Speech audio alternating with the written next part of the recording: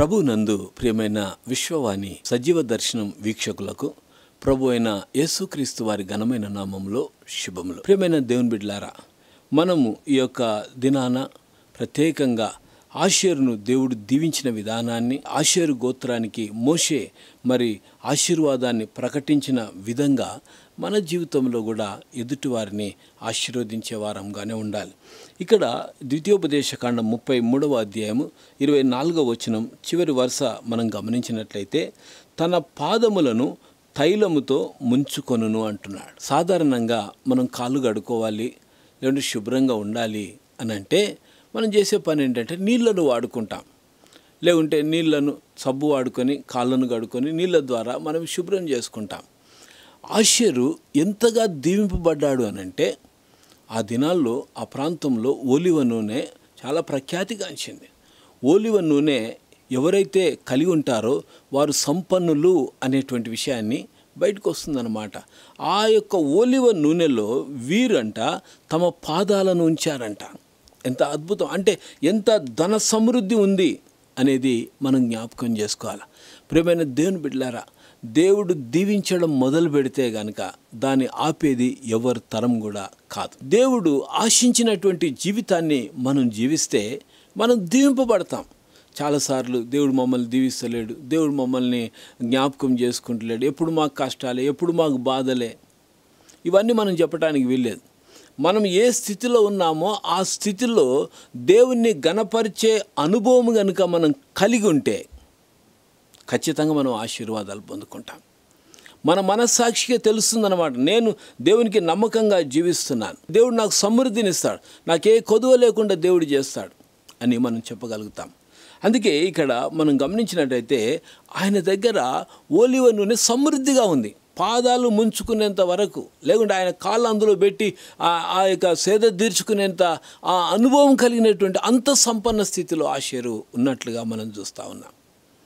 కాబట్టి మనం జ్ఞాపకం చేసుకోవాలి, దేవుని యొక్క ఆశీర్వాదాలు పొందుకోవటానికంటే నా మాట విని నా ఆజ్ఞలను గైకొని ఎడల మీరు ఆశీర్వాదకరంగా ఉంటారని దేవుని మాటలు మనకు పదే పదే జ్ఞాపకం చేస్తుంటాయి. కాబట్టి ఆషేరు ఎంతగానో దీవింపబడినటువంటి వాడు.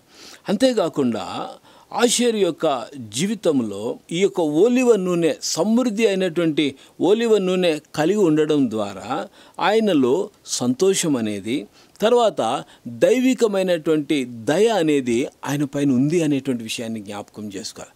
ఎందుకు ఒక వ్యక్తి పట్ల దయ కలుగుతుంది? కారణం ఏంటో తెలుసా?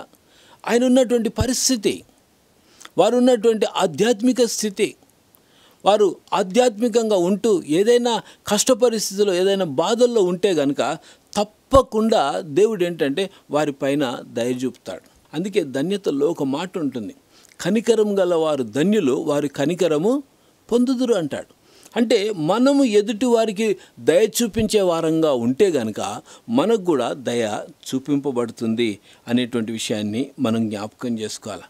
ప్రియమైన దేవుని బిడ్డలారా, మన అనుదిన జీవితంలో మనం దీవింపబడిన స్థితిలో ఉన్నామా అని పరీక్షించుకోవాలంటే ఒకే ఒకటి ఏంటంటే, దీవింపబడినటువంటి వారి జీవితంలో నెమ్మది ఉంటుంది, సమాధానం ఉంటుంది. అంతేకాదు, ఆ దీవింపబడినటువంటి వారికి ఎదుటి వారికి సహాయం చేయాలనేటువంటి తపన వారిలో ఉంటుందన్నమాట.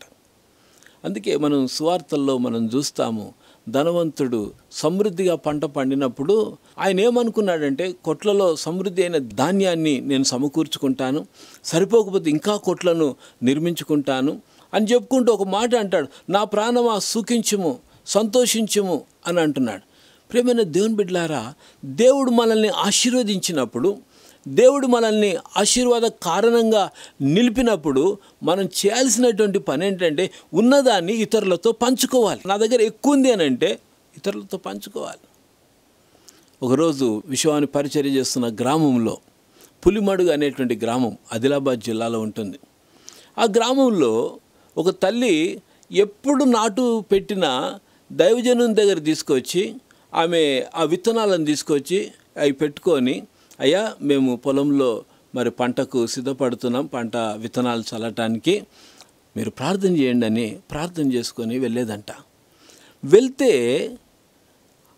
ఆమె పంట సమృద్ధిగా ఉండేది. ఆమె పొలాన్ని ఆనుకొని ఇంకొక పొలం ఉంది. ఆ యజమానుడు వచ్చి అంటాడంట ఈమెతోని, ఏమా నువ్వేం చేస్తున్నావు అనుకునే ఉన్నది మన పొలము, నీ పొలంలో ఇంత సమృద్ధి పంట ఉంది, నాకు పంట పండట్లేదు, ఏంటి కారణం, నువ్వేమైనా చేస్తున్నావా అని అంటే అప్పుడు చెప్పిందంటే, అయ్యా మా అయ్యగారు ప్రార్థన చేసిస్తే విత్తనాలు చల్లుకున్న పంట ఈ విధంగా వచ్చింది, నీ పంట కూడా ఆ విధంగా పండాలి అంటే మా అయ్యగారి దగ్గర తీసుకెళ్తాను, ప్రార్థన చేయించుకొని మీ పంట కూడా సమృద్ధిగా పండుతుంది అని చెప్పాడండి.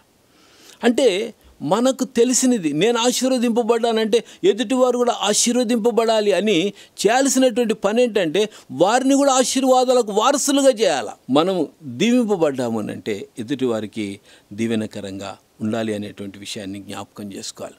దీవెన అనేది ప్రతి విషయంలో కూడా దేవుడు దీవించేటువంటి వాడుగా ఉంటాడు. ద్వితీయోపదేశకాండం 28వ అధ్యాయం మనం చూస్తే 1వ వచనంలో అంటాడు, నీవు నీ దేవుడైన యెహోవా మాట శ్రద్ధగా విని నేడు నేను నీకు ఆజ్ఞాపించుచున్న ఆయన ఆజ్ఞలనన్నిటినీ అనుసరించి నడుచుకొనిన ఎడల నీ దేవుడైన యెహోవా భూమి మీదనున్న సమస్త జనముల కంటే నిన్ను హెచ్చించును అంటున్నాడు.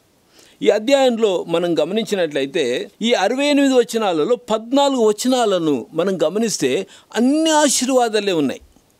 Blessing after blessing, blessing after blessing, ఆశీర్వాదం వెంబడి ఆశీర్వాదం సమృద్ధిగా కుమ్మరిస్తున్నాడు. ఈ యొక్క 14 వచనాల్లో ఉన్నటువంటి ఆశీర్వాదాలు ప్రతి మనిషికి సంపూర్ణ స్థితిని తీసుకొస్తాయి.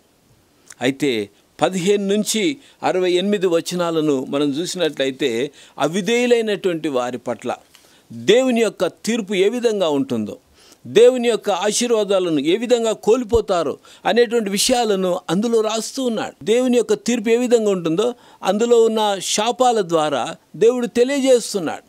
కొంతమంది అనుకుంటారు, ఏమండి శపించే మాటలు, ఇటువంటి మాటలు బైబిల్లో ఉన్నాయని అంటుంటారు.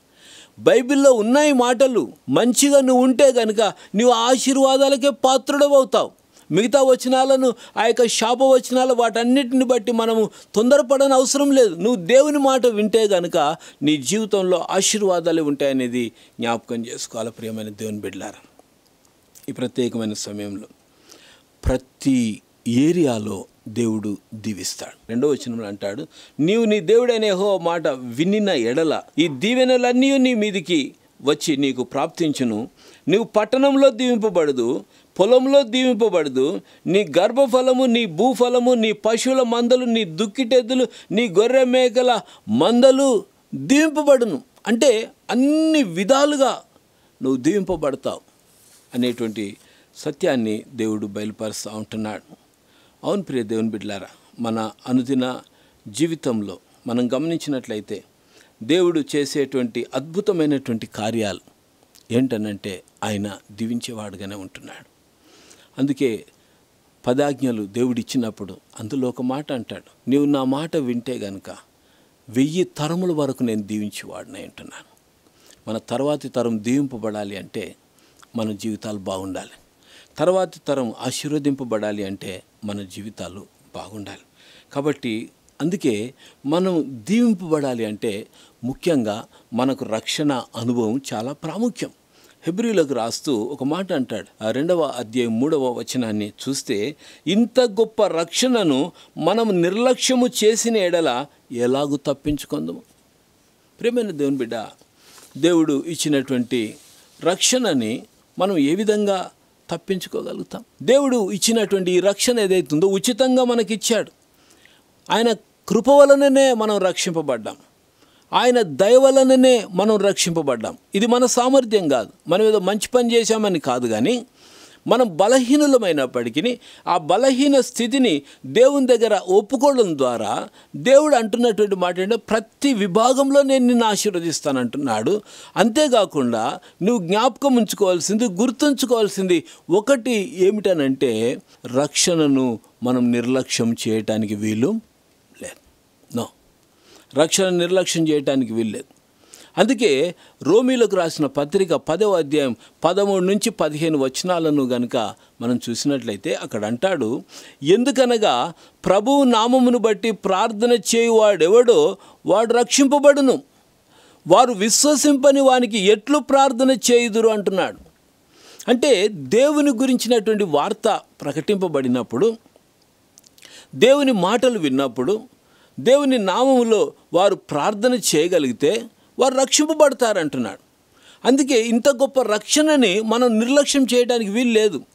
అయితే వారు విశ్వసింపని వానికి ఎట్లు ప్రార్థన చేయుదురు, వినని వానిని ఎట్లు విశ్వసించుదురు. ఇక్కడ మనం గమనించినట్లయితే ఒక వ్యక్తిని విశ్వాసంలోనికి నడిపించాలి అంటే వారు వినగలిగేవారుగా ఉండాలి. వారికి దేవుని గురించినటువంటి వార్త ప్రకటించేవారుగా ఉండాలి. ఈరోజు విశ్వాన్ని చేస్తున్న పని అదే. అందుకే అంటాడు, ప్రకటించువాడు లేకుండా వారెట్లు విందరు. రోమీలకు రాసిన పత్రిక 10వ అధ్యాయం 15వ వచనంలో అంటాడు, ప్రకటించువారు పంపబడని ఎడల ఎట్లు ప్రకటించుదురు. ఇందు విషయమై ఉత్తమమైన వాటిని గూర్చిన సువార్త ప్రకటించు వారి పాదములెంతో సుందరమైనవి అని వ్రాయబడి ఉంది. అవును ప్రియమైన దేవుని బిడ్డలారా, దేవుని గురించిన సువార్త ప్రకటించే వారి పాదములంట సుందరమైనవి అని అంటున్నాడు.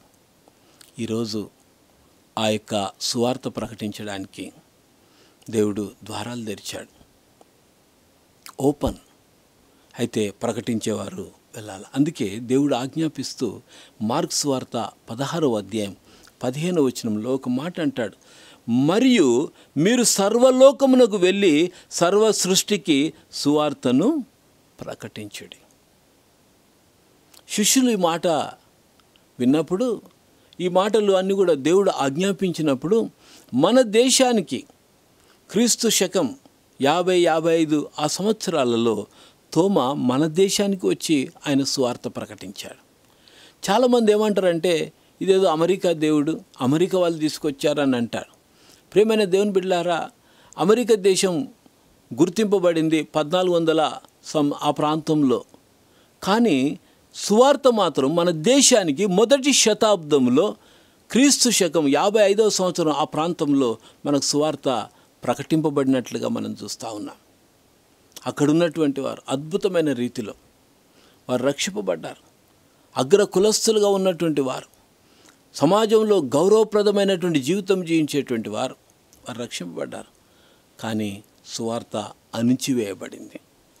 ఈరోజు సువార్త అణిచివేయటానికి ఎవరి వలన కూడా సాధ్యము కాదు. చేయాల్సింది ఒకటే, ప్రకటించాలి. సో విశ్వాన్ని చేస్తున్న పని అదే. మీరు కూడా ప్రార్థన చేస్తూ సహకారులుగా ఉంటున్నారు. మీరు చేస్తుంది కూడా అదే. కాబట్టి మీ పాదములు కూడా ఎంతో సుందరమైనటువంటి ఆషేరు పాదములు ఓలివ నూనెలో ఉంచినట్లుగా మన పాదాలను కూడా దేవుడు ఆశీర్వదించడానికి దేవుడు ఇష్టపడుతున్నాడు. మనం ఎక్కడికి వెళ్తే అక్కడ అడుగుపెట్టిన ప్రతి స్థలం మీదే అని అంటున్నాడు. సో అలాంటి గొప్ప కృప ప్రబిడ్లమైన మనకు దేవుడు దయచేయునుగాక. ఆమేన్. ప్రార్థన చేసుకుందాం.